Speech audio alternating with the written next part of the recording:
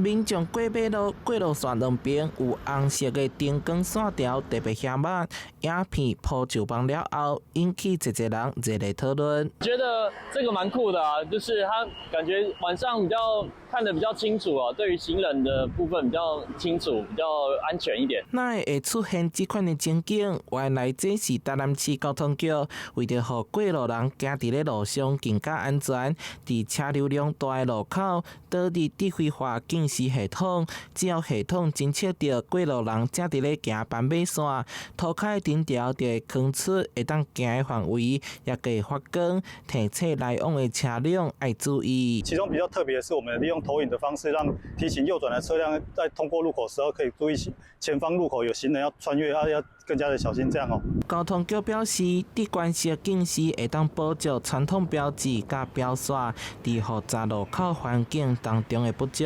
目前相關計劃也閣佇咧試辦階段，兩個體設備預計佇咧這禮拜會當完成啟用。我們看看是不是這些行人安全可能會有爭議或是發生事故的點，是不是通過我們做這些輔助的系統之後有減少？透過這樣的實驗來看看，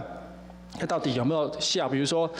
轉彎的車輛的減速的效果如何？哦，這個我想後續的驗證的這個相關的觀察跟驗證資料的收集，才是這個實驗我們想要達到的目的。該系統目前佇咧安平、歸仁以及鹽水路口進行試辦，未來將看成效，並鼓推廣到較儕路口，嘛希望透過科技手段加強，降低路口意外的發生率，打造予市民安心的行人友善交通環境。